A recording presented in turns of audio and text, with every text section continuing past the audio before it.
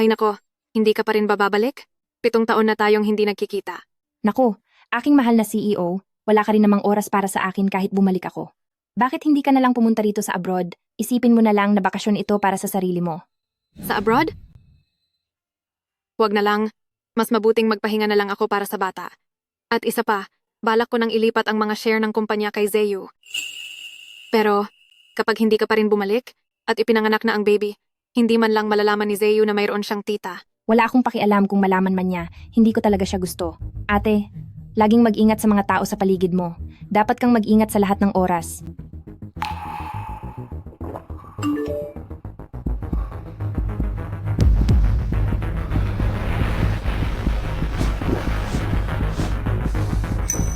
Huwag na nating pag-usapan. Alam kong iniisip mo na hindi maayos ang kalagayan niya, pero talagang napakabait niya sa akin, napakabusilak ng puso niya. Sige na, young mistress. Kung masaya ka, masaya na rin ako.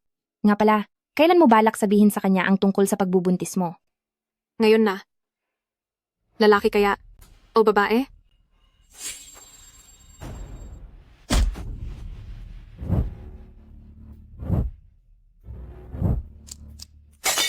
Hubby, Sa totoo lang, dapat ay matagal ka nang wala. Kung hindi dahil sa iyo, matagal na akong naging matagumpay. hubby? Ibinigay ko ang lahat sa iyo. Lahat ay ibinigay ko na sa iyo. Gagawin ko ito dahil gusto kong malaman ng lahat na ang lahat ng tumatawag sa akin na palamunin ay dapat nang manahimik.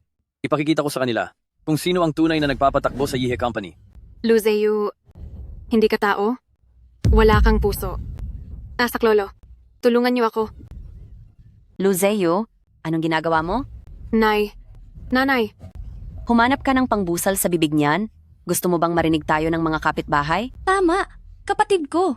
Baka isipin pa ng ibang tao na ang buong pamilya natin ay pinapahirapan siya. Zeyu, takpan mo. Bilis, takpan mo. Napakawalang kwenta mo. Wala ka man lang silbi. Ang malas mo talaga.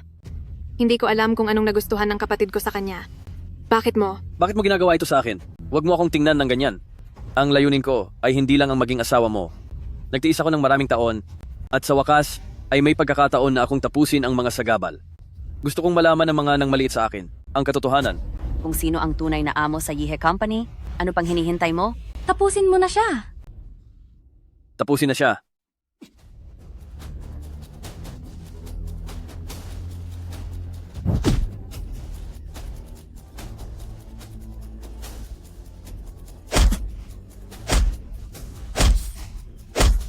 Wala kang silbing babae ka. Ate,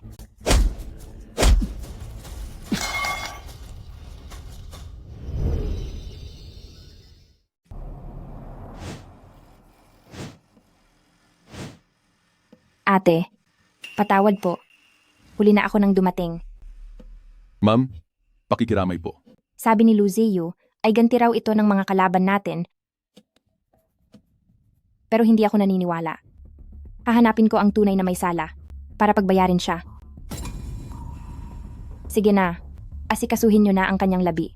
Simula sa araw na ito, ako na si Kiauran.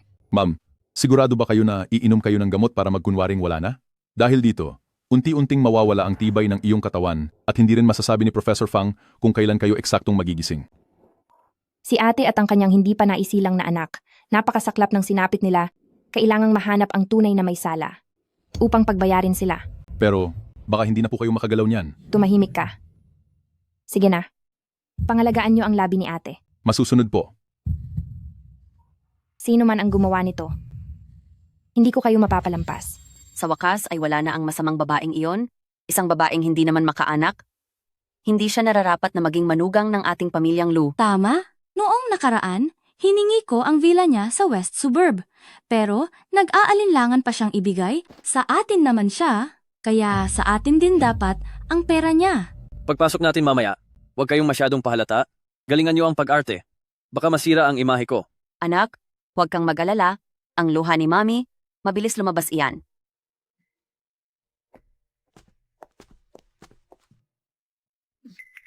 Tama po.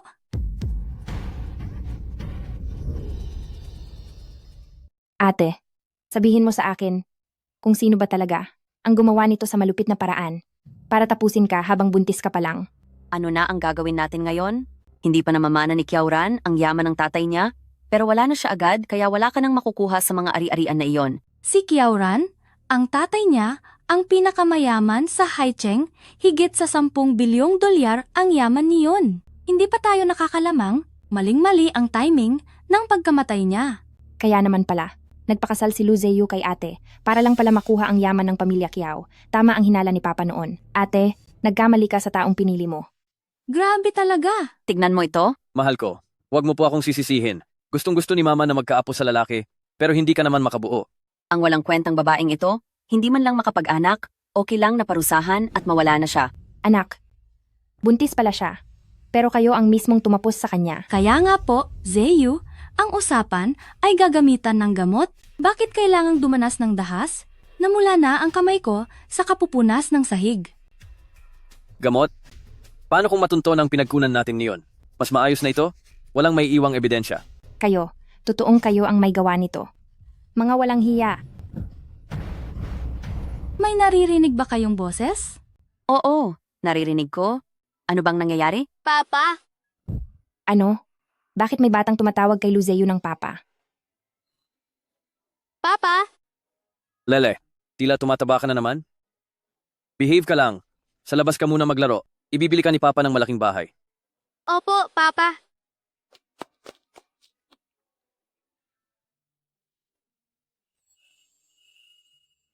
Wala namang ibang tao dito. Bakit kailangan pang magpanggap sa harap ng wala na? Kiauran, simula sa araw na ito, ang asawa mo, ang pera mo, at ang kumpanya ng tatay mo, ay magiging akin na lahat. Isang taong walang utang na loob. Napakabait sa iyo ni ate, pero nagawa mo ito. Manman, hindi ba sabi mo, kapag wala na si Kiauran, magiging atin na ang pera? Ang nangyari kay ate ay kagagawan nyo.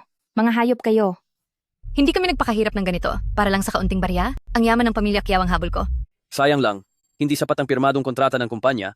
Kailangan natin ng password para lubos nating mahawakan ng kumpanya. Wala ka ba talagang bilib sa sarili mo? Ang vault na iyon, paano ito maikukumpara sa buong yaman ni Kiaw Group? Ngayong wala na ang tao. Anong gagawin natin? Ate, ito ba ang taong ipinagpalit mo pati ang sarili mong ama para lang makasama mo siya? Zeyu, tawagin mo ang tatay niya, papuntahin mo siya rito, siguradong makukuha natin ang gusto natin sa kanya. Tama si Yaw. Tawagin mo na ang matandang iyon. Masyado niyang minamaliit ang Zeyu namin. Akala mo kung sino siya? Gusto nilang tawagin si Papa. Napakabuti. Sa oras na magising ako, ibubunyag ko ang lahat. 5 taon kaming nagplano at 5 taon kang nagpanggap na asawa ng babaeng yan. Kaya kami ni Lele ay itinago mo sa dilim? Nagsikap kaming mabuti para lang makuha ang mga ari-arian ni pamilyang Kiaw. Nagsasabuatan kayong dalawa. Darating na ang papa ko dito anumang oras at tapos na ang maliligayang araw niyo. Ngayon, kahit wala na siya, gagamitin ko pa rin siya para makuha ang mga ari-arian ni pamilyang Kiaw. Wala na ang tao. Paano natin gagawin iyon? Kalokohan, syempre gagamitin natin ang papa niya. Pagdating ng oras, kailangan lang nating galingan ng pag-arte sa harap ng lahat at mapapasa atin na ang lahat ng gusto natin. Nananaginip ka. Hindi kailanman maniniwala ang papa ko sa inyong mga manloloko. Tunay kang ang katuwang sa buhay. Mahal na mahal kita. Hoy Manman, ang galing mo talaga. Hindi gaya ng Kiauran na yan. Ilang taon nang nakatira ang anak ko sa kanila, pero hindi man lang siya magkaanak, pati yung mga password, napakadamot niyang sabihin. Walang silbi. Tama po, Manman. Ikaw na ngayon ang bida dito sa pamilyang Lu, ang malas ng taong yon, hinding-hindi kanya mapapantayan kahit kailan. Ate, ito ba ang sinasabi mong karapat-dapat pagkakatiwalaan habang buhay? Asawang gahaman sa pera, kaibigang kabit, at malupit na biyanan, sa loob ng maraming taon, ano ba ang mga tiniis mo? Love, ipadala mo na ang balita sa papa niya. Papa po, maglilimang taon na. Hindi niyo pa rin po ba ako gustong makita? Sa totoo lang po, hindi naman masama si Zeyu gaya ng iniisip niyo. Nitong 5 taon, maayos naman ang pakikitungo niya sa akin. Magpahinga po kayo ng maayos. Kaarawan niyo na po bukas. Binabati ko na po kayo ng maaga. President Kiao, araw-araw niyo pong tinitingnan ang mensahe ng anak niyo. Bakit po hindi niyo na lang siya sunduin at pauwiin? Ihanda ang sasakyan. May nangyaring masama kay Ranran. Asin niyo ang pag-akto mamaya. Huwag niyong sirain ang plano ko. Plano? Wala na si ate. Anong plano pa ang mayroon sila? Darating ba ang tatay niya? Nainunsyo na ang pagkawala niya. Lahat ng mga kaibigan at kamag-anak ay darating. Siguradong nakatanggap na rin ng balita ang tatay niya. Pagdating ng oras, makinig ka lang sa sasabihin ko. Ang talino mo talaga. Kapag nakuha na natin ang lahat ng ari-arian, isasama natin si Lele sa ibang bansa. Sige. Masusunod ang lahat ng gusto mo. Mga traidor kayo, hinding-hindi nyo makukuha ang yaman ni Papa. Kapag nakakuha na ako ng ebidensya, ibubunyag ko ang tunay ninyong pagkatao sa harap ng lahat. Kiauran, Kiauran, ngayong wala ka na. Lahat ng mayroon ng pamilyang Kiao ay gusto kong makuha. May dumarating.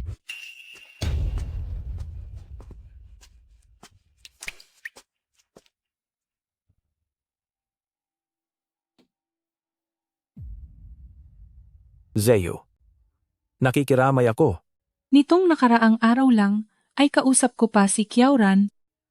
Pero ngayon, Sobrang lapit ni Zeyo kay Kiauran. Sa biglaang pag-alis ni Kiauran, tiyak naguguho ang mundo ni Zeyo. Magpakatatag ka po. Saksi ang langit kay Kiauran. Hindi rin niya gustong makita kang nagkakaganyan. Huwag kayong maniwala sa kanya. Isa siyang mapagpanggap na tao.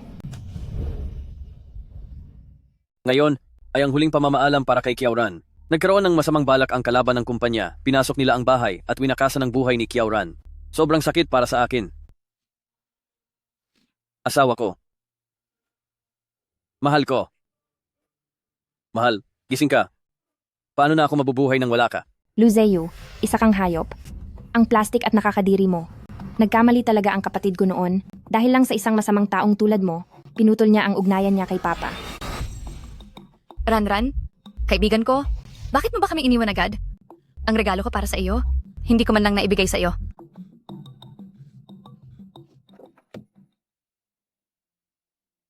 Kung sana noon, hindi ako naging matigas ang ulo at pumayag sa kasal nila ni Luzeyo, marahil, mas naging mabuti ang buhay niya.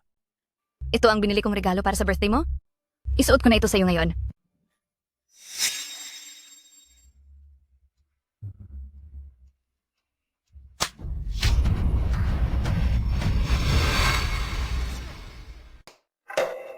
Anong nangyayari?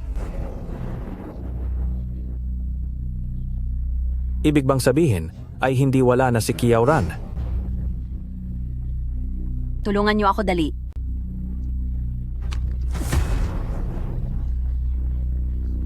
anong sitwasyon ito?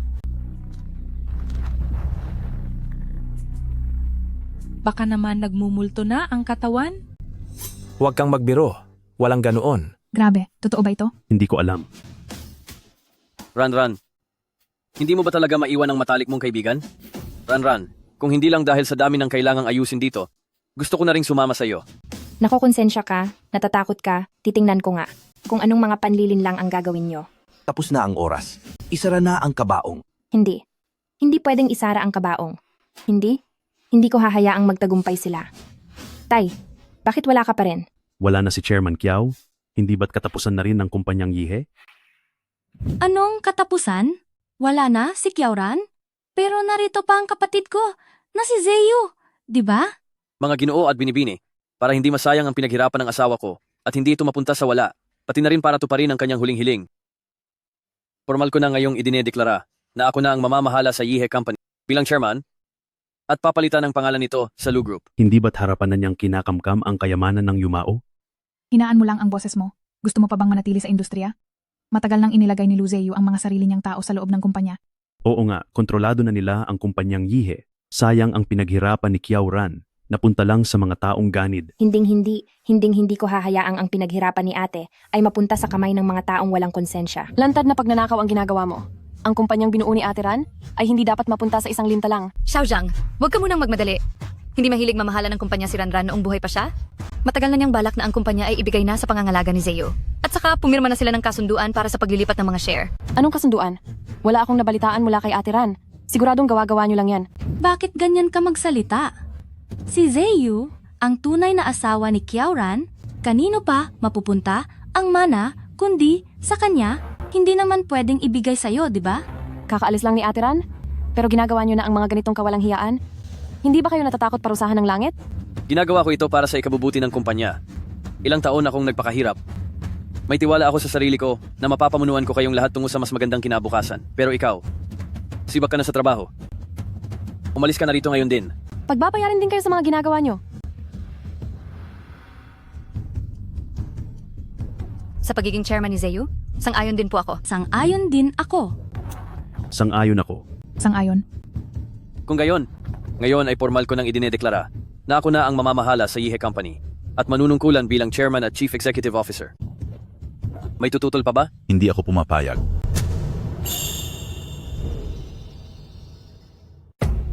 Hindi ako pumapayag.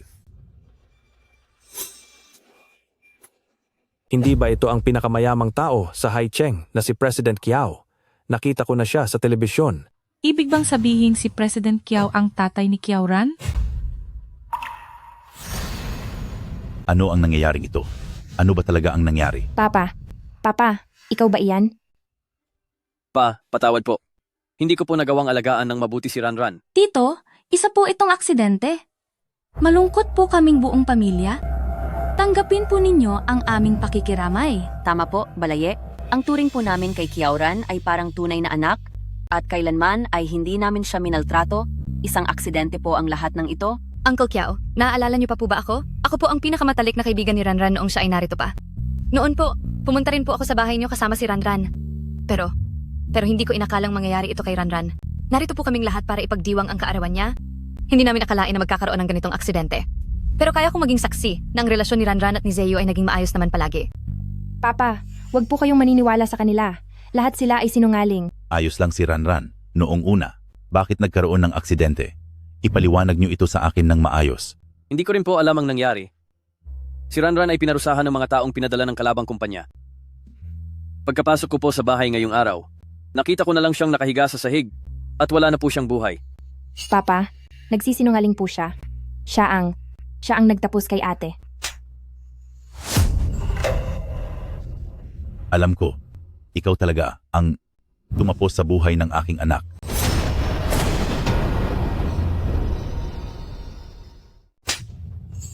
Ang anak ko ay maayos naman dati, pero ngayon ay ganito na ang itsura niya. Tapos sasabihin mo sa akin na hindi mo alam? Pa, sorry po. Hindi ko na alagaan ng mabuti si Ranran. Patawad po, pa. Zeyu, wag mo namang pahirapan ang sarili mo. Balae, walang kasalanan ng anak ko.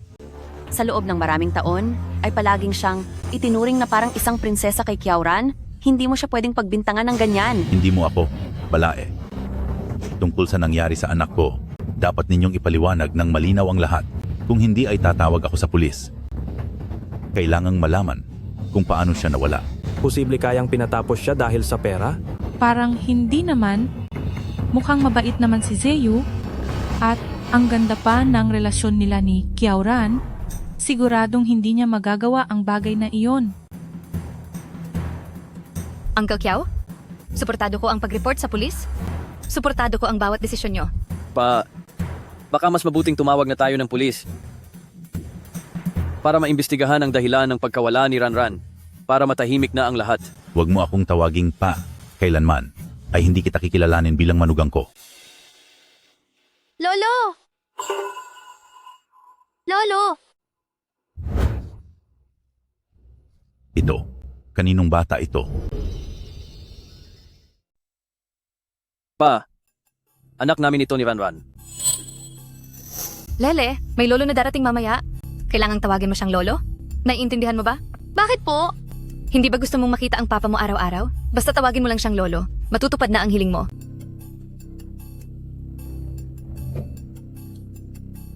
Luzeyu, napakasama mo. Malinaw na anak niyo yan ni Kinman sa labas. At nagagawa mo pang sabihin na anak niyo iyan ni ate. May anak na pala si Ranran. 5 taon na, pero hindi niya kailanman nabanggit ito sa akin. Tawagin mo akong lolo, ngunit nasaan ang mama mo? Uncle Kiao, si Ranran. Noong nabubuhay pa po siya, hindi siya naglakas loob na sabihin ito sa inyo. Ang totoo po niyan, si Lele ay anak ni Ranran kay Zeyu. Siya po ang tunay ninyong apo. Totoo po iyon, Balae. Si Lele ay apo namin sa tuhod at apo niyo rin po siya. Tama po. Nananalaytay ang inyong dugo sa kanya, Tito. Pa, nung nabubuhay pa si Xiaoran, lagi siyang nag-aalala na baka hindi niyo siya mapatawad.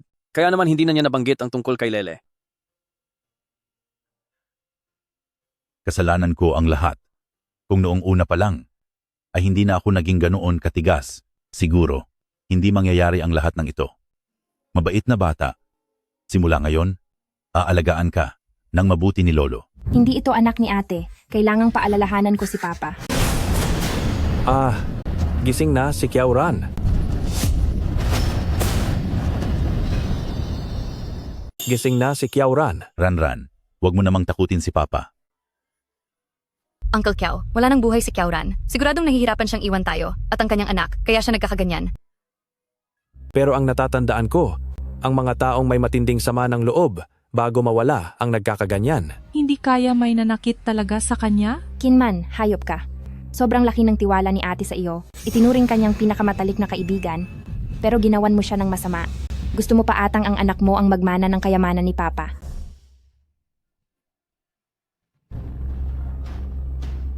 President Kiao,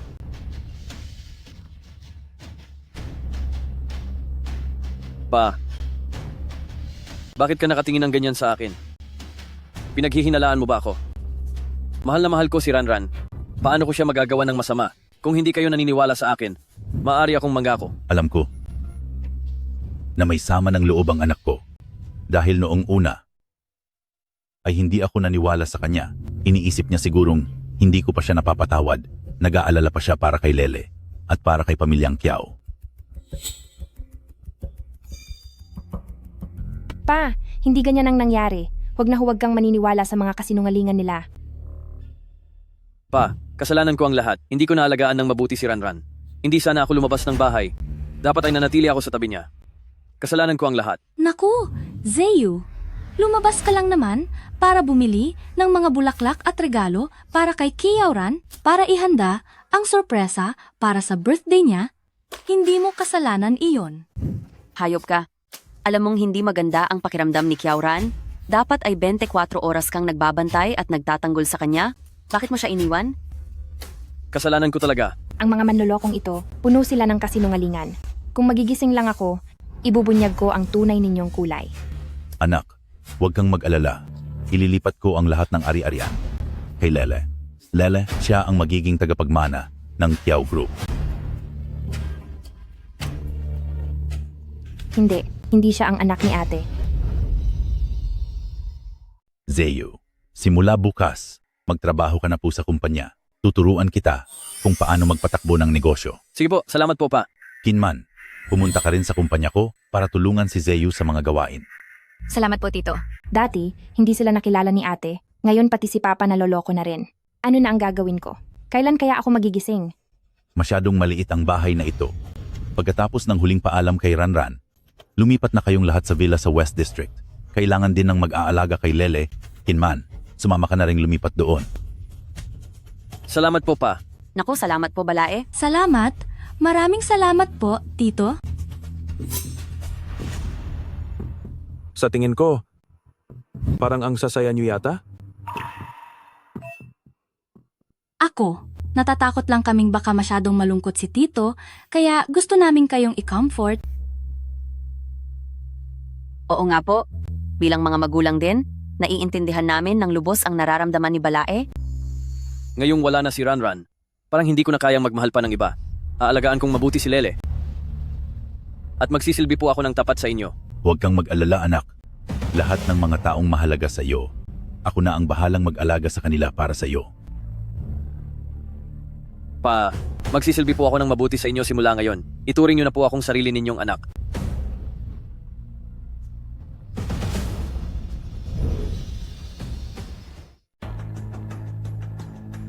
Zeyu, asawa ka ni Ranran. Kaya, para na rin kitang tunay na anak. Mula ngayon, iisa na tayong pamilya. Lagot na, hindi pa nawawala ang bisa ng gamot. Hindi naman kaya talaga silang naniwala ni Papa?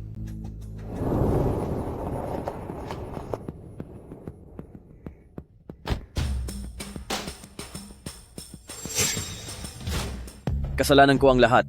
Pa, nitong mga nakaraang taon paulit-ulit kong sinabihan si Ranran na bumalik para makita po kayo agad, pero natatakot siya na magalit kayo kaya hindi siya nangahas. Dapat sana dinala ko na siya agad sa inyo. Kung nagawa ko iyon, baka hindi mangyayari ang lahat ng ito. Kasalanan ko ito.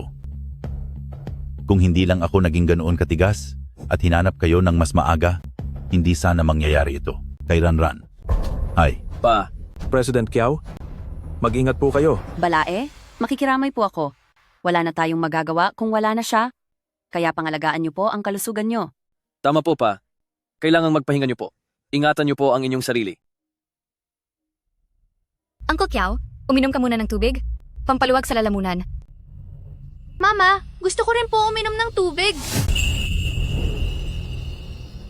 Ikaw, sinong tinatawag mong mama? Magsalita ka? Sinong tinawag mong mama kanina? Sa wakas, nakita na rin ni Wang Tao ang butas. Bilis, bilis at ilantad mo na ang mga kasinungalingan nila. Lele, Po? namimiss mo na si Mama, hindi ba? Opo. Lele, Lolo? huwag ka nang umiyak. Lele, poprotektahan ka ni Lolo. Bakit pati ang batang ito ay nagsisinungaling na rin? At ikaw tinatawag mo pa siyang lolo? Sino ang lolo mo? Wang Tao, ilantad mo na sila. President Kiao, Tama na. Tingnan niyo ang ginagawa niyo. Tinatakot niyo ang apo ko hanggang sa maiyak siya. Pa, gabi na rin po, dalhin na natin si Ranran sa punerarya at asikasuhin na ang huling hantungan niya. Huling hantungan? Ano? Lagot na. Kapag dinala siya roon, tapos na ang lahat. Kailangan kong gumawa ng paraan. Ang gagawin ko? Hindi pa oras ng napagkasunduan namin ng bodyguard. Hindi pa ako magising ngayon. Sige, ihatid na natin siya sa huling pagkakataon.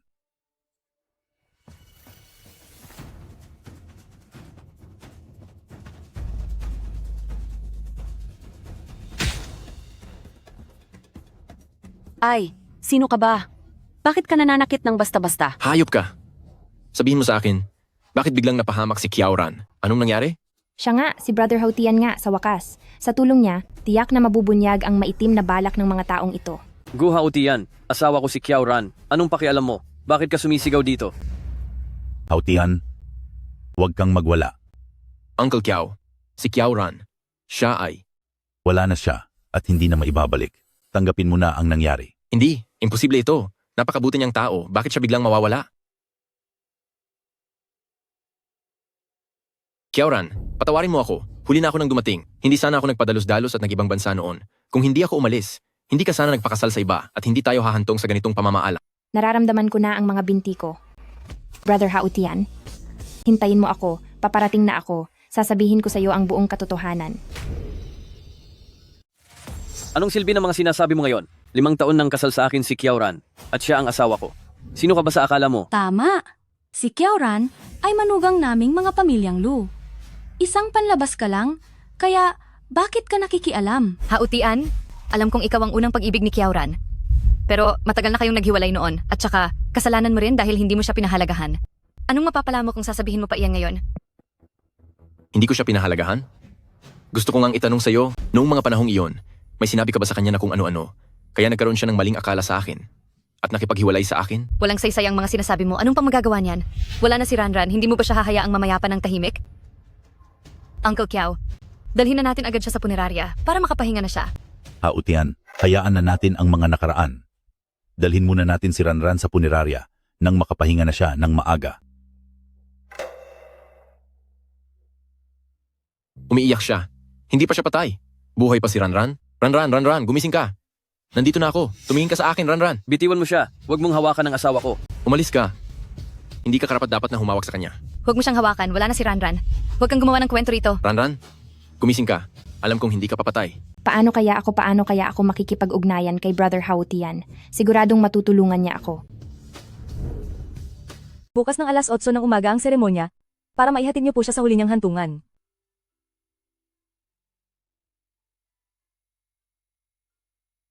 Pa, hindi po maganda ang pakiramdam nyo. Bumalik na muna kayo at magpahinga. Ako na po ang bahala rito. President Kiao, mahihina ang puso mo at dumaas ka sa mabigat na dagok ngayong araw. Natatakot ako na baka hindi kayanin ang katawan mo. Ayos lang ako. President Kiao, baka mas mabuti kung ihatid na kita sa ospital para mapatingin ka.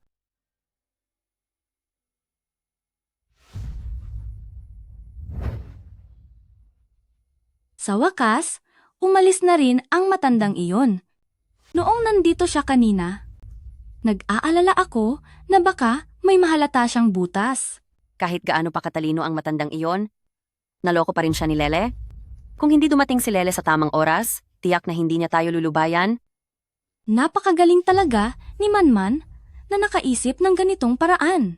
Si Lele ang ating alas. Basta nandyan siya, hindi mabibigo ang plano natin. Hindi pa tayo pwedeng maging kampante. Nandyan pa ang tinatawag nilang Guha o Tian.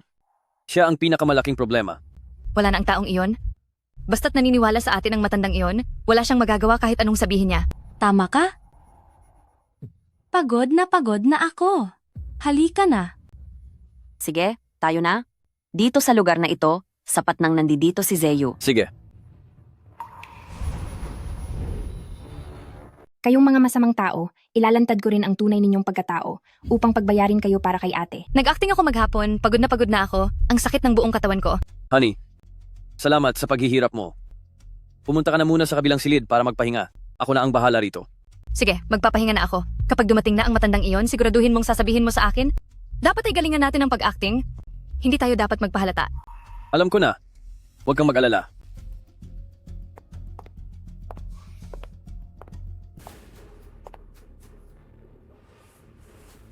Napakagulo talaga. Wala na nga siya pero nanggugulo pa rin sa akin. Kapag namanan na ni Lele ang ari-arian ni Pamilyang Kiao, isusunod ko iyang mayabang na matandang iyan at tatapusin na siya.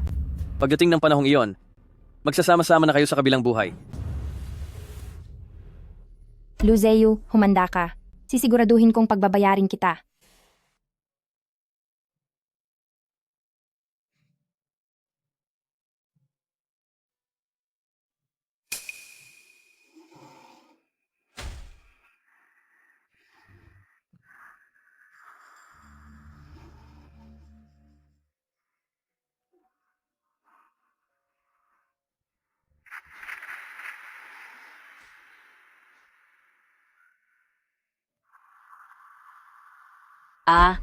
Multo.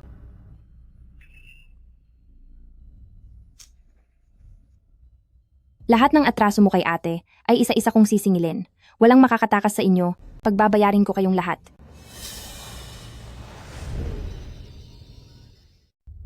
Hindi pwedeng. Hindi ako pwedeng sumuko. Kailangan ko pang pagbayarin ang lahat para kay ate.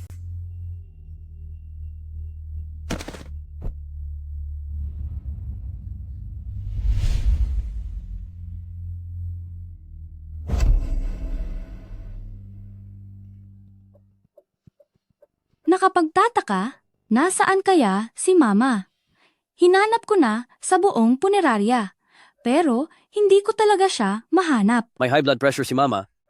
May nangyari kayang masama sa kaniya? Kahit gaano pa kaimportante iyan, kailangang maghintay, kailangan na nating ituloy ang cremation ngayon din.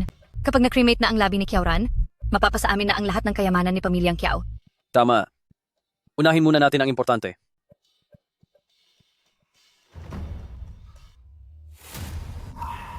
Nanaginip ako kagabi. Nanaginip ako na hindi raw nawala si Kiaoran at binalikan daw niya ako para parusahan. Sobrang nakakatakot. Buti na lang at wala na talaga siya. Masamang babae, patay na nga ay nanggugulo pa. Binibigyan mo pa ako ng problema. Ate, kapag nakuha na natin ang mga ari-arian ni Pamilyang Kiao, matatapos na rin ang lahat ng ito. Sa oras na iyon, tayong tatlo ay makakapamuhay na sa paraang gusto natin. Pakiusap. Pakiusap sa iyo, huwag. Brother Hautian. Huwag kang mag-alala. Ligtas ka na ngayon. Narito lang ako. Alam kong hindi ka nawala. Nang yakapin kita kagabi, naramdaman ko ang init ng iyong katawan. Brother Hautian. Ako si Kiao Shan. Ang ate ko na si ate. Tinapos na ng mga taga-ang pamilya Lu ang buhay niya. Ano? Si Kiao Ran. Siya ay... Sa sobrang pighati ni Papa, hindi na niya ako nakilala. Sila? Anong lakas ng loob nilang gawin iyon? Dahil ang lahat ng ito ay sa mga ang pamilya Lu. Sisiguraduhin kong pagbabayarin ko silang lahat.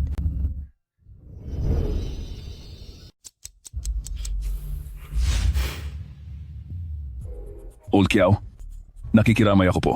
Hindi na natin maibabalik ang buhay, kaya dapat po nating pangalagaan ang ating kalusugan. Salamat po. Salamat sa pagdalo sa libing ni Xiaoran. Pa, okay lang po ba ang pakiramdam nyo?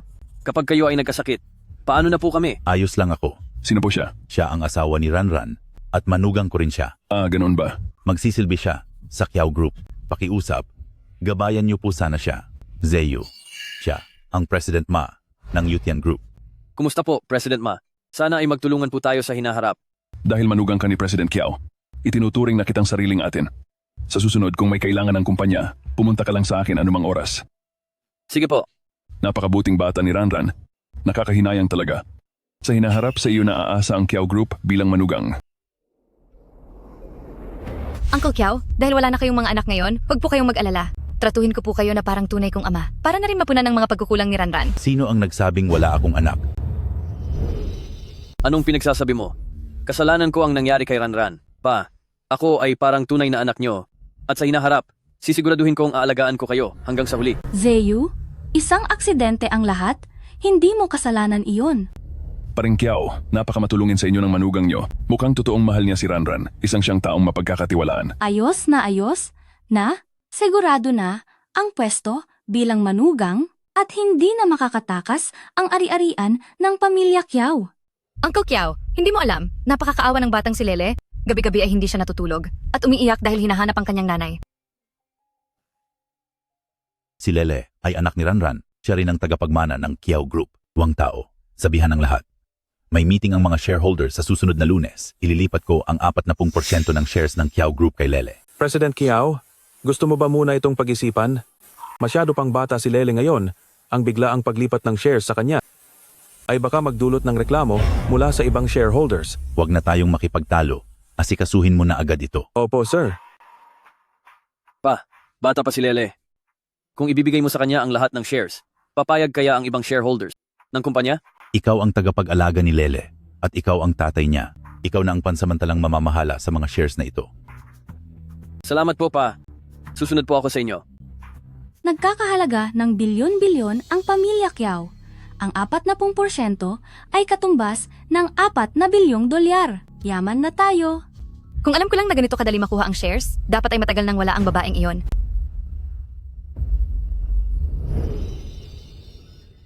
Kung alam ko lang na napakadali lang makuha ang karapatan sa mana ng Kiao Group, dapat noon pa ako kumilos agad. Mas mabuting mawala na agad ang matandang iyon. Nang sa gayon ay ang anak ko ang magiging chairman ng Kiao Group para magawa na nating matamasa ang yaman at karangyaan sa buong buhay natin. Oo nga po. Sa oras na mangyari iyon, ay giginhawa na ang buhay ng pamilya natin at hindi na natin kailangang magpaalipin sa iba. Nabalitaan ko, ang bagong mansyon ng matandang iyon ay nagkakahalaga ng mahigit 1 bilyong dolyar. Gagawa tayo ng paraan para mailipat iyon sa pangalan ni Lele. 1 bilyong dolyar na mansyon? Sa oras na iyon, hihilingan natin ng matanda na ibili siya ng mamahaling kotse. Ang kotseng nagkakahalaga ng milyon-milyong dolyar ay barya lang para sa kanya. Kung ganoon, ay talagang yayaman na tayo ng husto. Kapag nakuha na natin ang lahat ng ito, humanap tayo ng paraan para tapusin ang matandang ito. Pero nabalitaan ko po na may mga gwardya ang matandang iyon. Natatakot po ako na baka mahirapan tayong kumilos. Anong silbi ng mga gwardyang iyan? Basta't gagamitin natin ang ating utak? Kayang-kaya natin silang patahimikin ng hindi namamalayan. Napakatalino nyo talaga. Tamang-tama na kayo ang napili ng kapatid ko. Nagtataka lang ako, nasaan po kaya si nanay? Maghapong hindi ko man lang siya nakita, may nangyari na kaya sa kanya?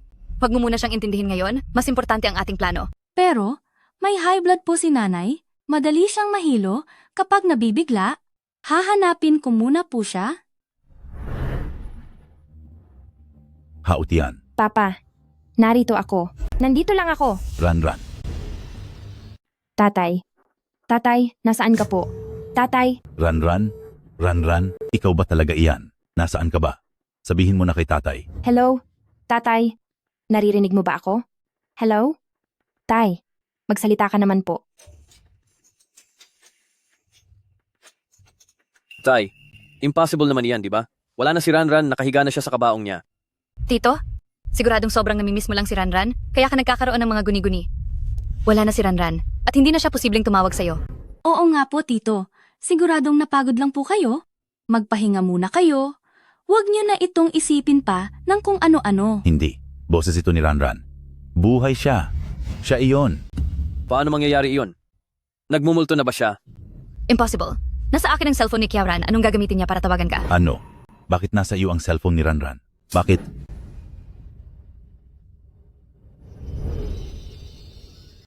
Bakit nasa sa iyo ang cellphone ni Ranran? Uncle Kiao? Noong may nangyaring masama kay Kiao Ran, nandoon lang sa tabi ang cellphone niya. Natatakot akong may makaligtaan na mahalagang balita, kaya pansamantala ko munang itinago ito para sa kanya. Pagkatapos ng libing, ibibigay ko na po sa inyo ang cellphone.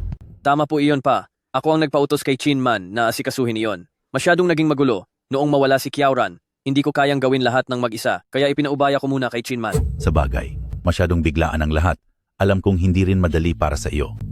Pa, kung nasa kay Chin Man ang cellphone ni Ranran, paano siya makakatawag sa inyo? Siguradong may nananadya lang na manggulo. Sinasadya nilang saktan ang damdamin nyo.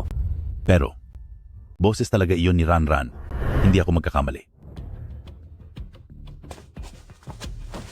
Tito, tingnan nyo, tawag itong mula kay Hautian. Alam ko na nananakot lang siya.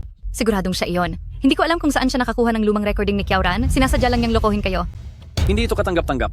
Yang guha utian na naman na yan. Ginagamit pa ang ganitong paraan para galitin kayo. Talaga bang? Biro lang ang lahat ng ito. Ang aking Ranran. Wala na ba talaga si Ranran? Tito, ang kalusugan niyo po ang mas importante. Pa, hindi nyo na dapat dinadagdagan ang stress nyo. Mahina ang puso nyo. Hindi na natin dapat hayaan si Guha Utian na manggulo sa huling sandali ni Ranran.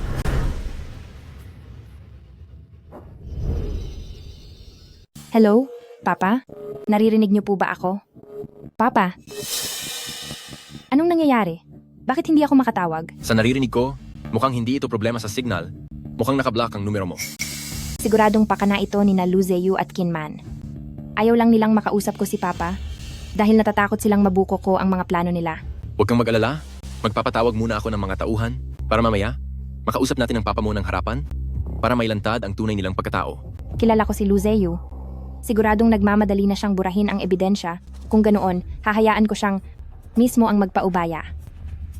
Naitapon ang lahat. Zeyu, anong nangyari kanina? Hindi kaya totoo na hindi pa wala si Kiaoran? Paano mangyayari iyon? Nandyan lang siya sa loob ng ataul? Akala mo ba ay mabubuhay pa siyang muli? Sa bagay. Pero si Guha Utian, hindi siya madaling kalaban. Nabalitaan ko na ang lakas ni Gu Group at ng Kiao Group na iyon ay magkatumbas lang.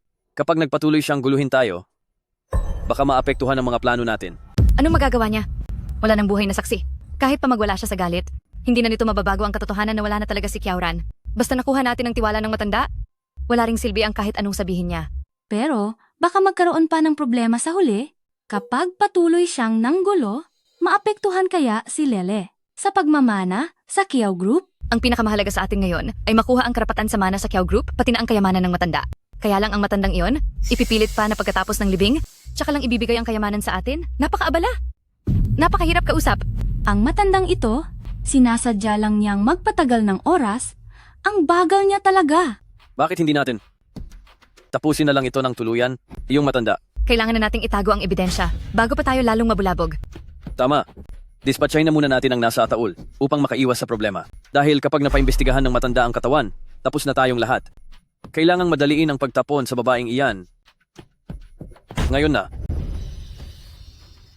Pahalagahan mo ang iyong kalusugan. Nagtawag na ako ng mga tao. At kapag natapos na ang walang hiyang ito, ay wala nang magiging ebidensya pa. Maayos lang ako. President Lu, Alis na kayo. Ano bang gagawin ninyo? President Kiao, panahon na para sa huling hantungan ni Miss Kiao. Hindi pwede. Hindi nyo pwedeng kunin ang anak ko. Pa, wala na siya. At hindi na may babalik pa. Hayaan mo na pong matahimik si Ranran. Ang pagpupugay ng mga kamag-anak. Bakit ang ikli lang ng oras para kay Ranran? President Ma, nakikita rin kasi namin si Tito na unti-unti nang nanghihina. Masyadong masakit na itong panoorin, kaya naman napaaga ang huling hantungan. Totoo iyon, Tito? Napakalapit sa akin ni Ranran noong nabubuhay pa siya. Siguradong ayaw niyang makita kayong ganyan kalungkot at patuloy na lumuluha. Pa, talaga bang matitiis nyo na makita si Ranran na nakahiga lang dyan sa loob ng malamig na kabaong na yan? Matandang hukluban. Pagkatapos kong tapusin ang anak mo para maglaho, ikaw naman ang susunod kong aasikasuhin. Tama ang mga bata. Pakatandaan mo, Old Kiao. Bilis na.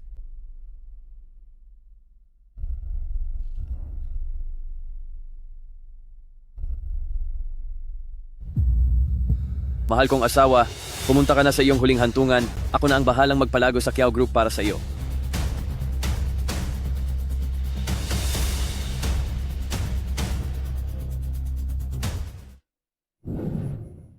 Mamaya, pagdating sa burol, iharang niyo agad ang buong lugar.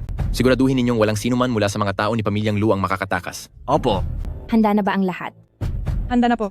Hayaan niyo muna silang magpakasaya sa ngayon. Sana kapag nakita na nila ang lahat ng ito, ay magawa pa nilang tumawa. Papasok na tayo sa loob.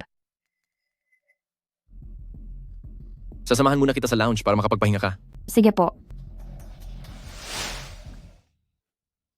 Lele, pumunta ka na doon at bisitahin mo ang iyong lolo. Lolo, hindi na po ba kayo nag-aubo? Imamasahe ko po kayo. Mabuti. Mabuti. Napakabait mo talagang bata. Naku, dahil nakikita kong napakasaya niyo bilang isang pamilya, kampante na rin ang loob ko. Zeyu, alagaan mong mabuti si Tandang Kiao. May kailangan pa akong asikasuhin sa kumpanya. Mauna na ako. Pa, noong nabubuhay pa si Ranran, ikaw ang pinakainaalala niya. Palagi niyang sinasabi sa akin na hindi maayos ang puso niyo at may high blood pa kayo. Natatakot siyang baka sobrang busy niyo sa trabaho at hindi niyo na maalagaan ang sarili niyo. Sabi sa akin ni Ranran, noong nabubuhay pa siya, hindi ka raw niya naaalaga ang mabuti, kaya sa susunod, hayaan mong sina Lele at Zeyu ang bumawi sa'yo. Oo nga po, Tito. Naikwento rin sa akin noon ni Ranran na ang pinakamalaking hiling niya ay ang tanggapin mong muli sina Zeyu at Lele. Ngayong nakikita ko na ang pamilya niyo na ganito katahimik at kasaya, siguradong magiging payapa na ang loob niya kahit wala na siya. Kasalanan ko ang lahat. Masyadong matigas ang ulo ko. Kaya nangyari ang malaking trahedyang ito. Mula ngayon, para kay Ranran, aalagaan kong mabuti sina Zeyu at Lele upang makabawi sa mga pagkukulang ko kay Ranran. Sabi ng doktor, hindi pa nawawala ang epekto ng gamot ni Miss Kiao at dahil buong araw siyang hindi kumakain, lalong lumala ang kaniyang low blood sugar. Maaari siyang makaramdam ng pagkahilo at ang mas malala pa ay baka muling himatayin. Dapat siyang uminom ng gamot sa tamang oras at kailangan niya agad magpahinga. Kiao-shan, ayos ka lang ba? Huwag mo akong takutin ng ganyan. Maayos lang ako. Kailangan ko lang magpahinga ng sandali. Sa lahat ng ating mga panauhin, inaanyayahan po ang asawa ni Geng, Kiaoran na si Lu Zeyu, upang magbigay ng kaniyang pasasalamat. Mga hayop sila. Kunwari ay mababait na tao, pero nakuha pa talaga nilang magdaos ng seremonya nang walang kaabog-abog. Huwag kang mag-alala, Brother Hautian. Ipapakita ko sa kanila ngayong araw kung ano ang pakiramdam nang mawalan ng mahal sa buhay. Nakikiramay po ako. Sa lahat po ng ating mga kamag-anak at kaibigan, sa ating mga panauhin, maraming salamat sa inyong pagdalo para sa huling sandali ng aking asawang si Kiaoran. Siya ay isang mabait at malambing na babae. Ngunit sa kasamaang palad ay naaksidente siya. Lu Zeyu, ikaw ang may kasalanan sa lahat. Lu Zeyu, ikaw ang salarin. Guhautian, tama na. Paulit-ulit ka na lang ginugulo mo ang burol ni Kiaoran. Naisip mo ba ang nararamdaman ni Uncle Kiao? Sobra na ang lungkot na pinagdadaanan niya. Ang kaluluwa ni Ranran ay hinding-hindi magpapatawad sa taong nanggugulo gaya mo. Ang taong ito rin ang nanggulo sa bahay ni Kiaoran kahapon. At ngayon ay nanggugulo ka na naman dito, isa kang baliw. Sobra na to. Tawagin niyo na ang guard para mahuli siya. Huwag siyang hayaang magkalat dito. Ang dalawang hayop na to, nagagawa pa nilang baligtarin ang sitwasyon at nangahas pang pagbintangan si Brother Hautian. Hautian, ano ba talagang balak mo? Ngayon ang araw ng paghatid sa huling hantungan ni Ranran. Pabayaan mo na siyang makaalis ng payapa. Uncle Kiao, huwag po kayong magpapalinlang sa kanilang dalawa. Ang lahat ng ito ay pakana ni Lu Zeyu at ng kanyang pamilya. Para makuha nila ang yaman ni pamilyang Kiao, kaya nila pinatapos ang buhay ni Kiaoran. Guhautian, tigilan mo ang pagpapakalat ng kasinungalingan. Napakalapit naming magkaibigan ni Ranran. Paano ko siya magagawa ng masama? Nagagawa mo pang magdahilan hanggang ngayon? Sabihin mo, walang relasyon sa pagitan mo at ng babaeng yan? Nagsisinungaling ka! Ako ang matalik na kaibigan ni Kiaoran. Sabay kaming lumaki. Huwag mo kaming pag-awayin dito. Matalik na kaibigan? Aagawin ba ng matalik na kaibigan ng asawa niya? Sa totoo lang, si Lu Zeyu ang tunay mong boyfriend, di ba? Ikaw, gawa-gawa lang ang lahat ng sinasabi mo. Para maangkin ang kayamanan ng pamilyang Kiao, sinadya mong sirain ang relasyon namin ni Kiaoran. Pinilit mo kaming maghiwalay upang magkaroon ng pagkakataon si Lu Zeyu. Nang maikasal na sila, nagplano kayo na kunin ni Kiaoran ang pamana ng pamilyang Kiao. Pagkatapos ay tinapos ang buhay niya upang gamitin ni Lu Zeyu ang pagiging asawa para sa uluhin ng lahat ng ari-arian ng pamilyang Kiao. Tama ang sinasabi ko, hindi ba? Kayo, gusto niyo lang gamitin ang maruming paraan na ito para makuha ang lahat ng kayamanan ni pamilyang Kiao. Nagsisinungaling ka, Guhautian? Dahil naging magkaklase tayo noon, naging magalang ako sa iyo, pero bakit mo ako sinisiraan? Walang hiya ka. Kahapon ay nanggulo ka na sa bahay namin. Hanggang ngayon ba naman, akala mo ba ay madali akong apihin? Galingan mo po, Papa! Tigil na. Huwag na kayong mag-away. Huwag ninyong saktan ang aking Zeyu. Kapag may nangyaring masama sa kanya, pagbabayarin ko kayo. Sasaktan ng aking ate? Huwag ninyong saktan ang aking Zeyu, sa akin na lang ninyo ibaling ang galit ninyo.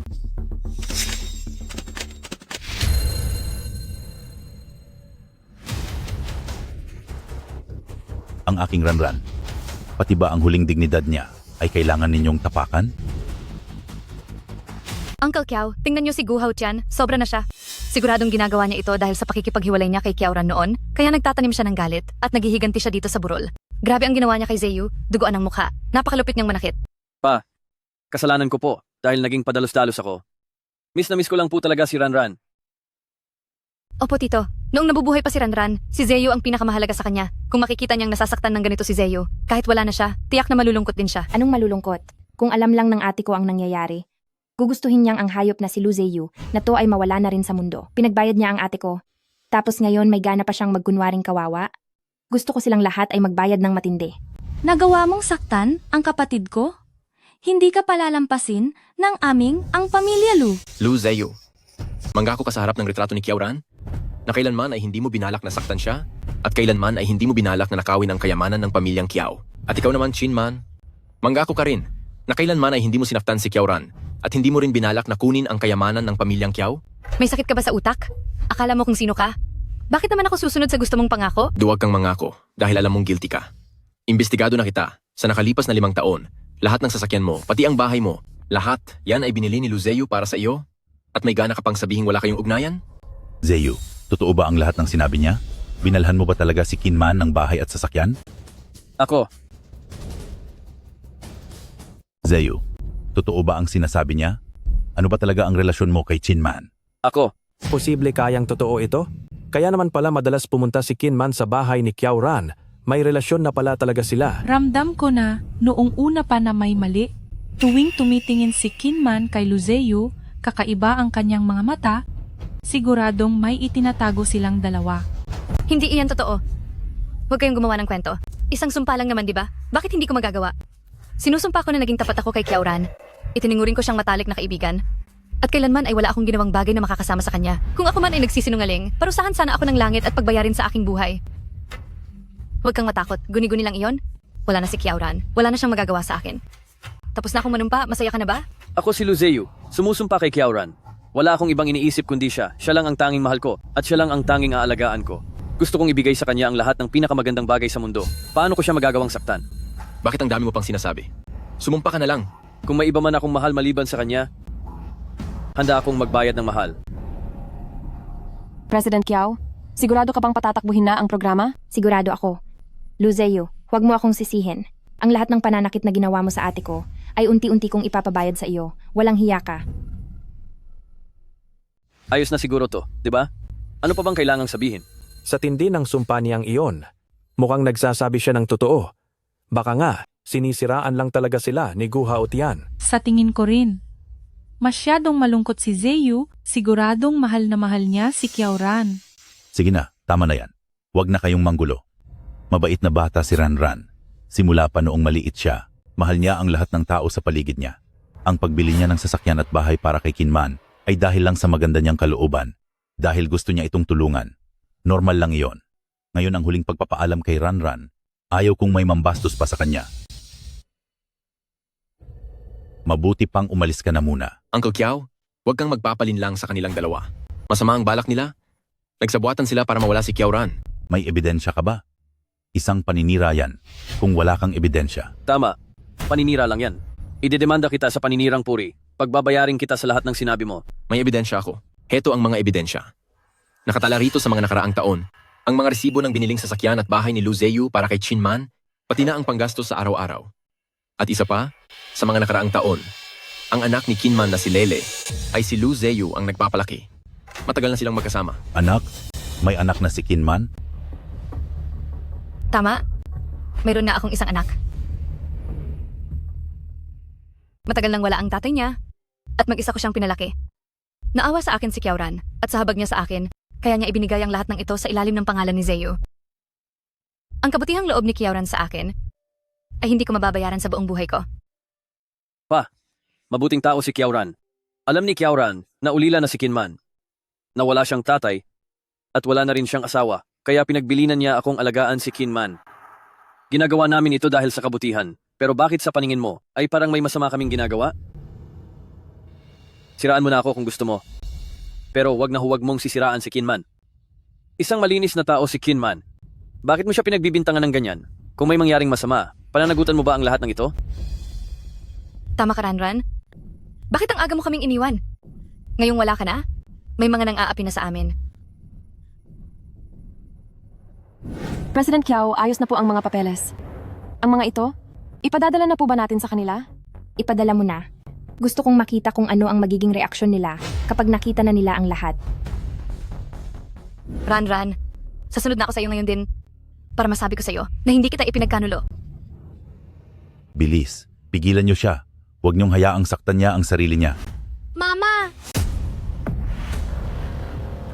Wala na. Tapos na ang lahat. Tapos na ang lahat.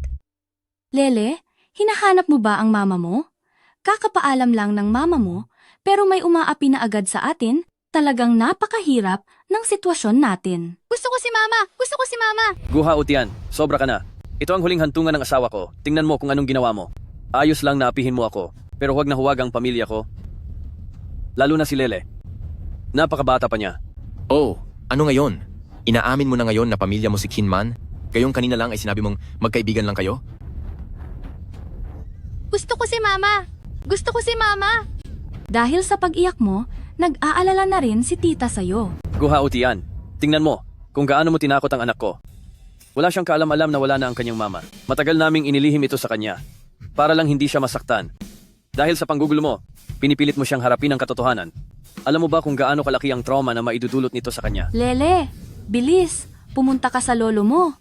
Humingi ka ng tulong sa kanya. Lolo, gusto ko si Mama! Gusto ko si Mama! Sige po, tahan na, Lele. Nandito si Lolo.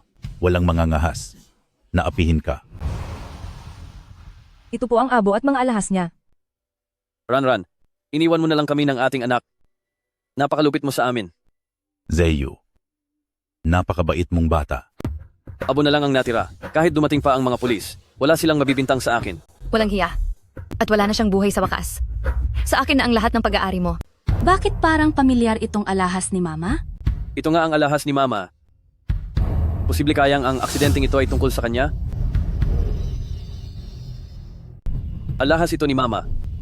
Huwag mong sabihing ang nawala sa sunog ay. Anak, may lalakarin lang ako. Mauna na akong umuwi. Sabi ko na nga ba, paano magiging si Mama yon? Ate, huwag kang mag-alala. Nakauwi na si Mama. Sinasabi ko na nga ba, malinaw na nakita kong ang masamang babaeng iyon ang nakahiga doon. Paanong magiging si Mama iyon? Anak, may lalakarin lang ako. Mauna na akong umuwi. Uncle Kiao, huwag po kayong magpapalin lang sa kanilang dalawa. Ang nasa loob na iyan ay hindi si Ranran. Tama na. Dahil kay Ranran, paulit-ulit kitang pinagbigyan. Huwag tao, paalisin mo siya rito. President Kiao, parang hindi po maganda ito. Ang Kiao Group at Gu Group ay matagal nang malapit na magka-partner at saka si President Gu ay ang tagapagmana sa Beijing. Kapag kinalaban niyo si President Gu, parang kinalaban niyo na rin ang buong pamilyang Gu. Hindi ito makakabuti sa ating Kiao Group sa magiging pag-unlad nito sa hinaharap. Anong magagawa niyan? Ilang ulit na siyang nanggugulo sa burol ng anak ko. Inaasahan mo ba na ituturing ko pa siyang parang isang espesyal na bisita at asikasuhin siya? Anong tinitingin-tingin nyo? Kalad ka rin nyo siya palabas. Tito Kiao, makinig po kayo sa akin. Niloloko lang nila kayo. Si Lu Zeyu at ang pamilya niya, pati na si Kinman, ay hindi mabubuting tao. Para sa kayamanan ng pamilyang Kiao, kaya nila ginawa ng masama si Kiaoran. Nakakadiri. Kami ang pamilya ni Kiaoran. Paano namin siya magagawang saktan? Ikaw ang mukhang masamang tao. Dahil hindi mo makuha si Kiaoran, kaya sinasadya mong sirain ang aming ugnayan.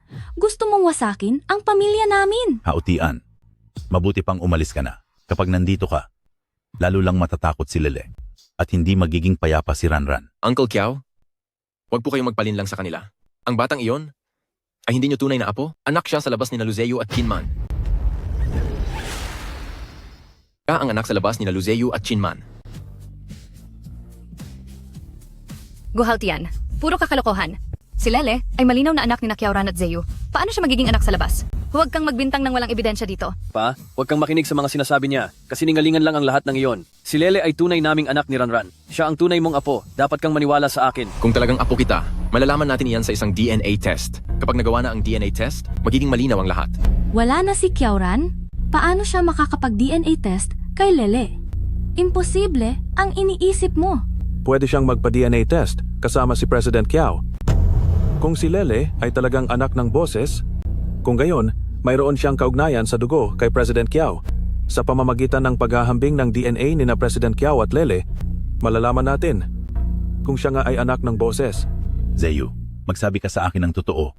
Kanino ba talaga ang batang ito? Siya ba talaga ang anak ni Ranran? Pa, kailangang maniwala ka po sa akin. Tunay naming anak siya ni Ranran. Itong si Gu Hao Tian ay nanggugulo lang at naninira. Sinisira niya ang ating pamilya. Tama siya, Uncle Kiao. Siguradong ginagawa ito ni Gu Hao Tian dahil noong naghiwalay sila ni Kiauran ay nagtanim siya ng sama ng loob, kaya naman paulit-ulit siyang nanggugulo rito sa burol.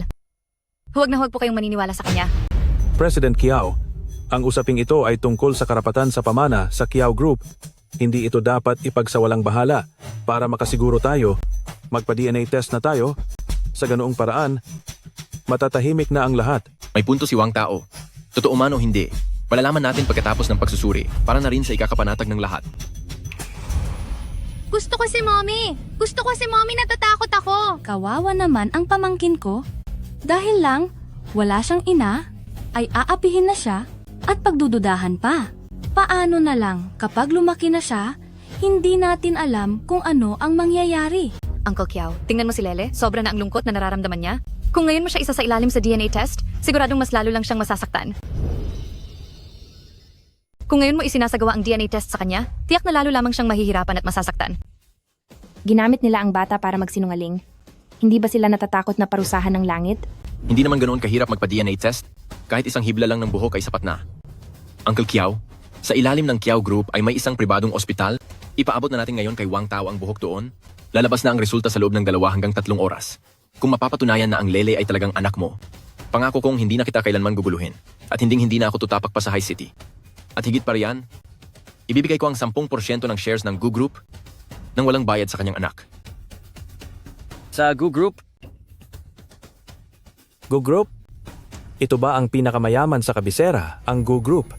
Siguro nga iyon, hindi ko akalaing ang tagapagmana ng pamilya Gu ay matagal na palang kilala si Kiauran at napakalapit pa ng ugnayan nila. President Kiao, ang halaga ng Gu Group sa merkado ay mas mataas kaysa sa Kiao Group.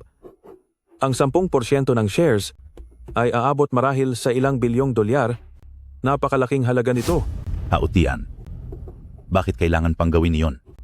Sulit ba ang lahat ng ito para sa maliit na bagay na ito? Tapat ang nararamdaman ko. Para kay Kiauran, basta mapatunayan na ang Lele ay anak niya, handa akong gawin ang lahat ng ito.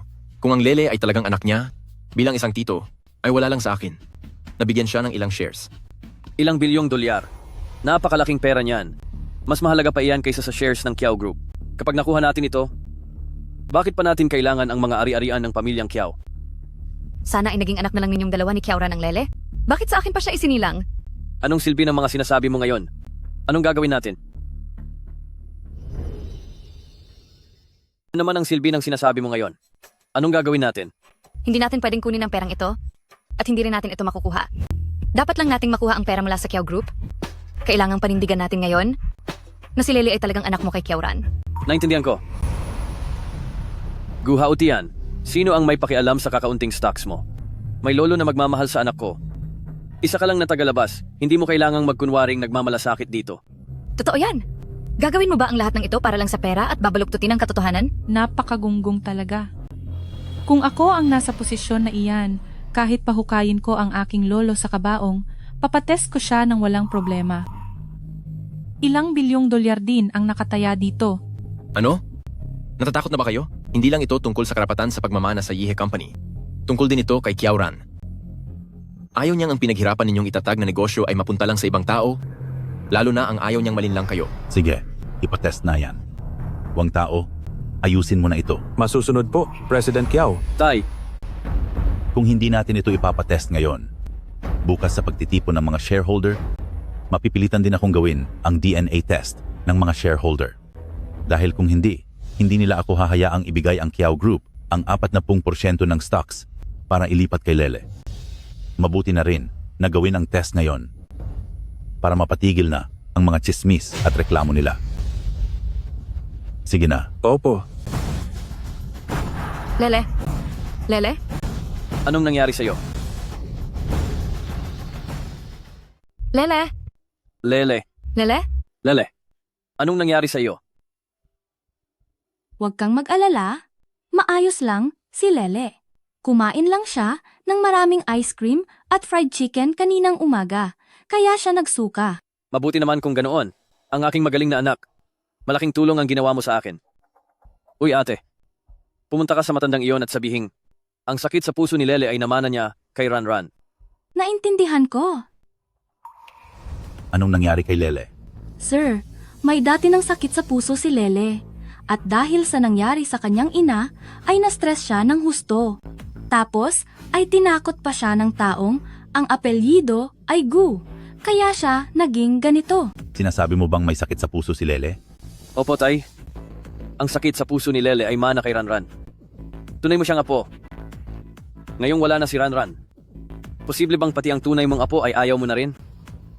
Dahil hindi. Ako naniwala kay Ranran noon, kaya ako nagkamali ng malaki. Ngayon, idinedeklara ko sa harap ng lahat na si Lele ay tunay kong apo sa tuhod at wala nang dapat pang magduda rito. Tay, kung gayon ay, isasama ko na si Ranran. Hinding-hindi ko hahayaang isama mo si Ranran.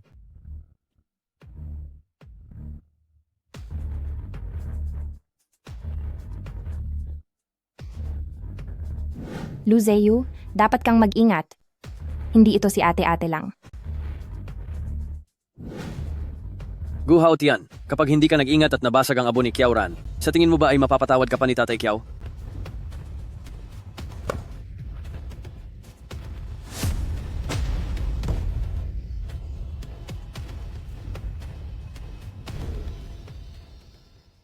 Tama na, sinabi niyo na ang lahat, di ba? Alis. Kayong lahat, paalisin ang mga panauhin. President Kiao, Hindi niyo ba pakikinggan ang mga sasabihin ko? President Gu, kung maaari, mabuti pang umalis ka na muna. Dalhin niyo na ang bata sa ospital. Opo.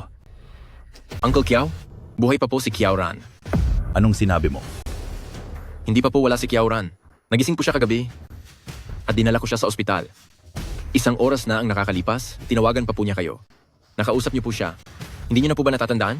Oo. 1 oras ang nakalipas. Tinawagan ako ni Ranran. Narinig ko ang boses niya. Pa, huwag kang maniwala sa mga sinasabi niya. Naglalaro lang siya ng isipan natin. Totoo yan, Uncle Kiao. Siguradong nakuha lang niya ang lumang recording ni Kiao Ran. Maaring AI yon. Ngayon ay masyado ng makatotohanan ng AI technology. Pa, hindi ba't sabay tayong nag-asikaso ng papeles na wala na si Kiao Ran? Nakalimutan niyo na ba? Oo.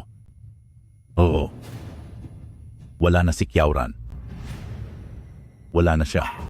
Itong si Gu Hao Tian, sinasamantala lang ang lungkot niyo sa pagkawala ng inyong anak para manggulo dito. Uncle Kiao, tingnan mo. Halos mawalan na ng malay si Lele. Dali, dalhin na natin siya sa ospital. Oo. Bilis. Dalhin na agad si Lele sa ospital. Bilis. Uncle Kiao, Papa,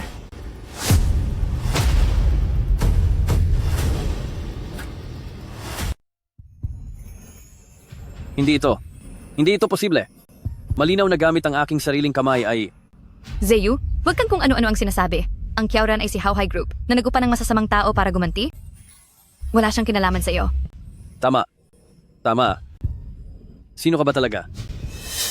Bakit ka nagpapanggap na ikaw si Kiao Ran? mahal ko. Ako talaga si Kiao Ran. Anong sinasabi mong nagpapanggap ako? Huwag kang magsinungaling. Si Kiao Ran ay tapos na sa kamay ng mga masasamang tao. Sino ka ba talaga? Masasamang tao? Sa tingin ko kayo ang masasamang tao.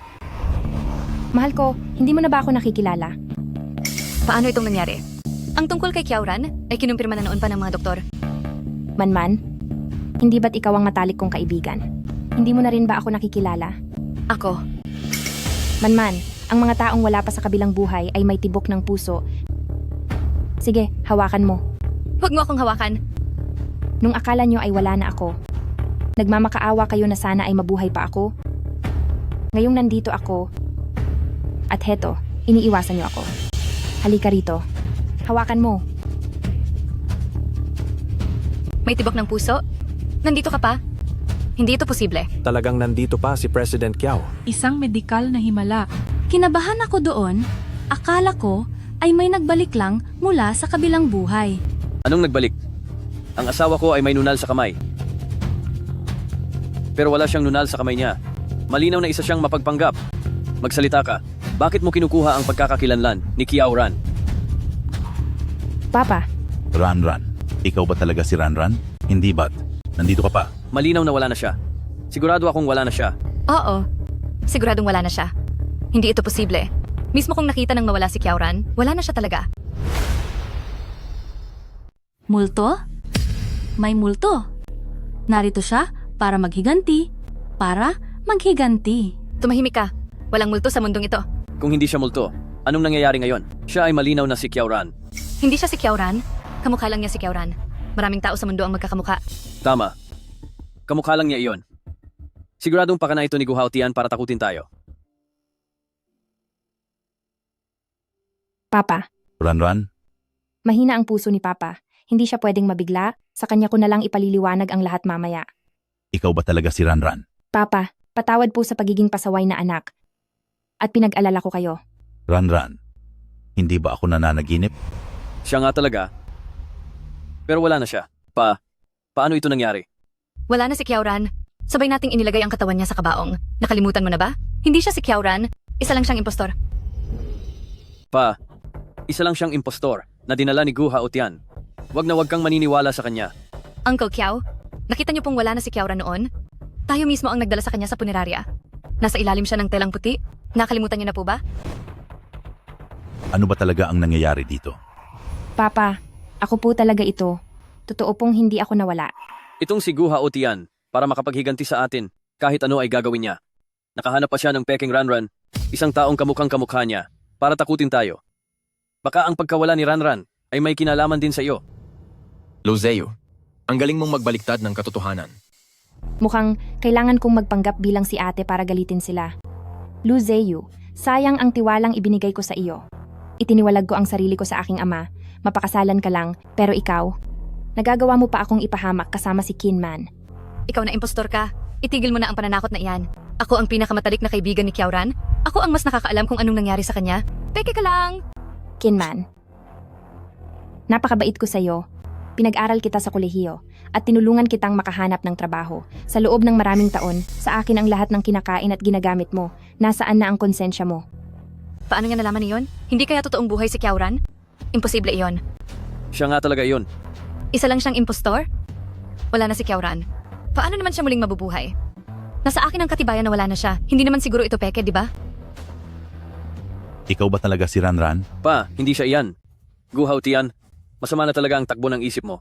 Para lang mapahamak kami kahit ano ay ginagawa mo. Siguradong malaki ang ginastos mo para lang magmukha siyang si Ranran. Mama! Lele? Lele? Bilisan nyo. Dalhin ang bata sa ospital. Ako na ang bahala.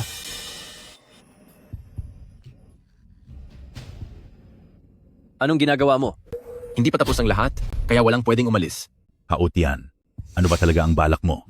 Uncle Kiao, tumawag na ako sa 911. Bago dumating ang pulis, linawin muna natin ang lahat ng nangyari. Tumawag ka ng pulis? Anong ikinatatakot mo? Wala naman tayong ginagawang masama? Wala tayong kinalaman sa pagkawala ni Kiao-ran. Tama. Hindi kami ang dahilan kung bakit nawala si Kiao-ran. Kaya wala kaming kinalaman dito. Kahit dumating pa ang pulis, hindi kami natatakot. Pero ikaw, humanap ka pa ng huwad. At ikaw na nagpapanggap na si Ranran. Anong binabalak mo? May tao nang nakatayo sa harap mo. Pero sinasabi mo pa ring peke siya. Talagang nagbubulag-bulagan ka lang. Wala na si Ranran. Na-cremate na siya. Uncle Kiao, talagang buhay pa si Kiao-ran. Kagabi, ako mismo ang nagdala sa kanya sa ospital. Anong kalokohan yan? Tingin mo maniniwala kami sa'yo? Kami mismo ang naghatid kay Ranran sa funeral parlor. Kung hindi ka naniniwala, patawag mo pa ang mga staff doon para magtanong. Sige, magtanong tayo sa ibang tao. Manager? Ang taong yun, totoong wala na siya. Hindi kami magkakamali tungkol doon. Dahil profesional ang aming team. Ano ba talaga ang nangyayari? Napaka-misteryoso naman ito. Oo nga. Parang sa mga teleserye lang, naguguluhan na ako. Gu Haotian, may sasabihin ka pa? Kung hindi ka tumawag ng pulis, ako ang tatawag. At pagdating ng pulis, ipapaaresto. Kita pati ang kasama mong nagpapanggap na iyan. Nananakot ka lang dito? Nananakot ng matanda at bata? Hindi ka ba natatakot sa karma? Sino ba talaga ang nananakot dito? Nakikita ng langit ang lahat. Ikaw, Papa, hindi mo na ba ako nakikilala? Ran. pa, hindi siya si Ran. Peke lang siya. Manloloko. Layo ka kay Papa. Wala kang hiya. Uncle Kiao, nangungulila ka lang sa iyong anak? Huwag kang pauto sa kanila. Uncle Kiao, tingnan niyo po ang itsura niyo sa galit. Tawag na po kayo ng tao para paalisin sila. Gu, hawat yan. Hindi ka pa ba tapos sa panggugulo? Respeto naman sa mga, wala na. Paulit-ulit kang nanggugulo dito. Ano ba talaga ang gusto mong gawin? Bakit napakasama ng ugali mo? Gusto mo ba na kahit wala na si Ranran ay hindi pa rin siya manahimik? Nilalapastangan mo ang asawa ko. Wala na siya, pero pati balabi niya ay lalapastanganin mo. Hautian, nagmamakaawa ako sa'yo. Huwag mo nang gambalain ang anak ko. Ako ang naglabas kay Kiauran mula sa punerarya kagabi. Kung hindi ka pa rin naniniwala, maaari nating tingnan ang mga kuha ng CCTV. Sige, tingnan natin ang CCTV. Ang mga pinag-usapan natin sa punerarya kagabi, hindi kaya nakuhanan iyon ng CCTV? Kahit makita pa iyon, wala ring silbi. Tama. Wala ring magagawa iyon. Nasa punerarya ako kagabi. Pagkatapos nyo lang magsalita ng kaunti ay umalis na rin kayo agad. Palagi akong nakabantay doon. Kaya sigurado akong walang magiging problema. Basta't maging mahinahon lang tayo, kapag wala silang nakitang butas, tayo pa rin ang mananalo. Anong nangyayari? Ano ang bagay na iyon? Totoo nga ang multo. Tumahimik ka. Maging mahinahon ka. Kahit maging multo pa si Ranran, anak ko pa rin siya.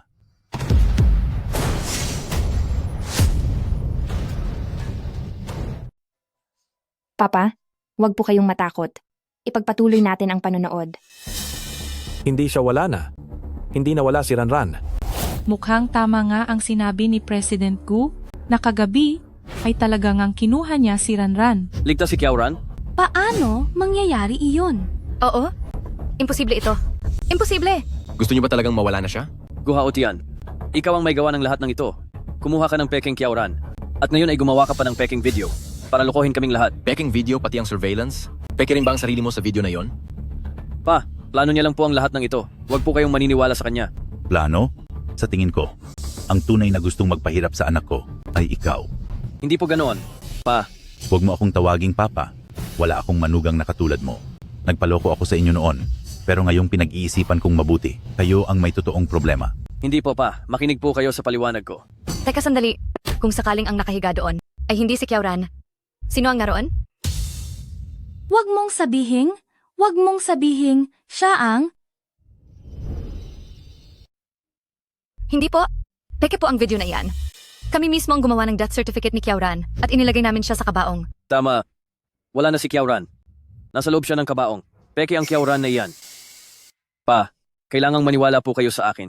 Nakita nyo kahapon na wala na si Kiauran, nasa punerarya po siya. Nakita nyo iyon. Oo nga, masama ang loob ko kahapon. Inatake ako sa puso, kaya maaga akong umalis. Hindi ko nakitang ipasok ang anak ko sa punerarya. Pa, patawad po. Ranran, naniniwala ang papa na ikaw ang anak ko. Alam ni Papa kung gaano kasakit na wala na ang ate mo.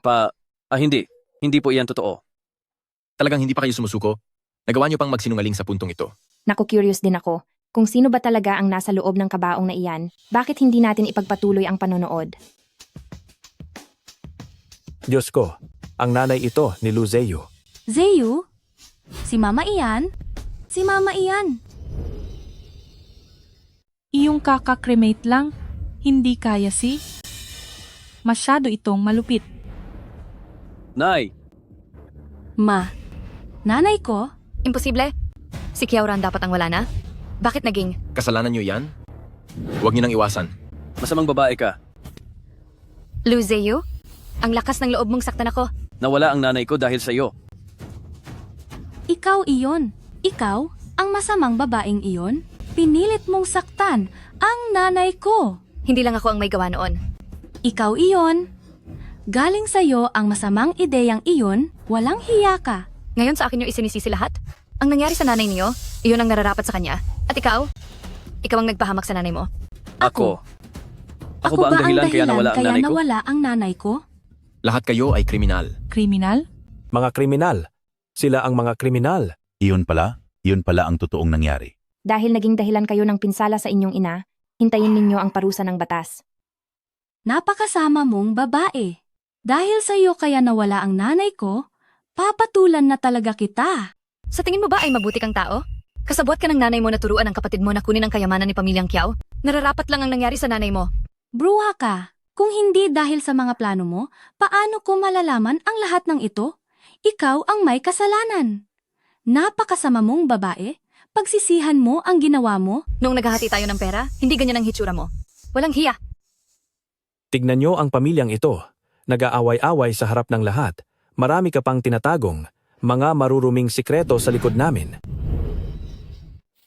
Walang hiya ka. Bitiwan mo ang ate ko. Bitiwan mo ako. Luzeyu, isang sunod-sunuran sa nanay. Kung noon ay hindi kita tinulungang mapalapit kay Kiauran, mararating mo ba ito? Noon na nagtatrabaho ka pa sa bar bilang promoter, ako ang tumulong sa iyo para mapalapit kay Kiauran. Ngayon ay nagagawa mo na akong saktan, lalabanan kita. Bitiwan mo ako. Ikaw ang nag-utos sa iba na akitin si Gu Hao Tian para sadyang makita ni Kiauran para maghiwalay silang dalawa. Pagkatapos ay mapalapit naman ako kay Kiauran. Lahat ng ito ay pakana mo. Nagsisinungaling ka. Ikaw ang nagsabi noon na basta maakit ang mayamang babaeng si Kiauran, hindi na natin kailangang mag-alala habang buhay. Walang hiya ka, kasama kitang matulog sa gabi, pero inaakit mo naman si Kiauran tuwing umaga. Hindi ka ba nandidiri, Luzeyu? Isa kang hamak at malanding babae. Hindi ko na alam kung ilang lalaki ang nakasama mo at hindi ko rin alam kung si Lele ba ay tunay kong anak. Kaya naman pala si Lele ay hindi ko tunay na apo. Tay, wala po akong anak. Luzeyu, wala kang kwenta, wala ka na dapat dito. Zeyu, ikaw? Pinagsisihan ko na ikaw ang pinili ko noon.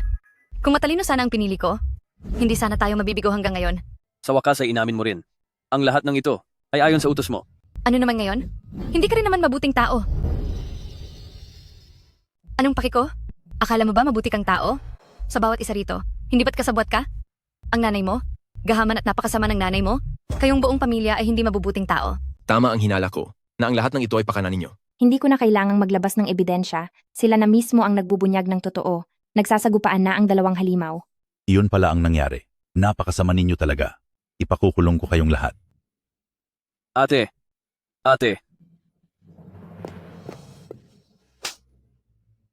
Ma, napakasaklap ng sinapit mo. Ang nanay ng pamilya Lu, naging abo na talaga. Pa, iyon po. Gatas lang iyon. Siya po ay matagal na pong nakauwi ng ligtas.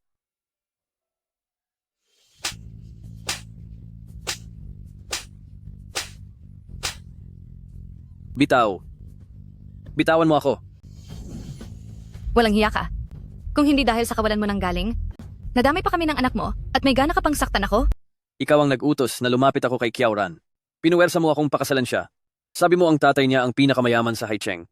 At kapag namana na niya ang ari-arian ng ama, ay gagawa tayo ng paraan para idiin siya. Para sa ganoong paraan, makuha ko ang lahat ng yaman niya. Ang lahat ng ito ay plano mo lahat. Nagsabi lang ako, pero ang kasamaan ay nanggaling sa iyo. Tinapos mo ang buhay ni Kiauran para lang makuha ang pera ng tatay niya. Pa, hindi po ganoon. Hayop ka. Bruha, pagbabayarin kita. Ikaw nga talaga. Kung paano mo hinamak si ate noon, ngayon ay malinaw na ang lahat. Habang nakahiga ako sa kabaong ni ate, nagmumoro-moro kayo sa harap ko. Ang bawat salitang binitawan nyo, bawat titik, narinig ko ang lahat. Papa, patawad po. Nagsinungaling ako sa inyo. Dahil si ate-ate ay wala na talaga. Gusto ko lang pong malaman kung ano ba talaga ang masama nilang balak. Kiaoshan? Si Kiauran. Totoo bang hinamak siya? Pa, habang nasa kabaong ako, nai-record ko ang lahat ng sinabi nila. Ibigay niyo ang lahat ng impormasyon sa mga pulis, hulihin silang lahat. Pinili nila ang sarili nilang kapalaran. Sa mga natitira nilang araw, doon na sila sa kulungan mabubuhay.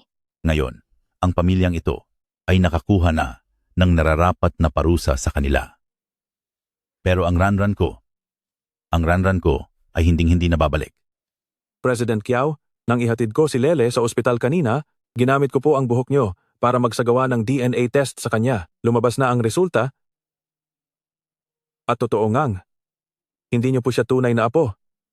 Ngayong sinasabi mo ito, anong saysay nito? Ang lahat ng ito ay matagal ko nang inaasahan. Pa, hindi lang nila niloko si ate ng maraming taon, nagawa pa nilang tapusin ang buhay niya. Paano naging ganoon kasama ang puso ng isang tao? Ranran, talaga bang pinahamak siya? Hautian. Shanshan. Iuuwi na natin si Ranran. Sa bahay. Ranran.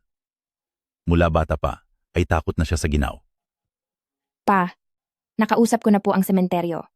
Ang sementeryong iyon ay nakaharap sa timog at doon ay may paborito niyang purple flowers. Sinabi niya noon, gusto niya sa isang mainit na lugar. Ako na ang bahala sa papeles. Nasa labas ang sasakyan.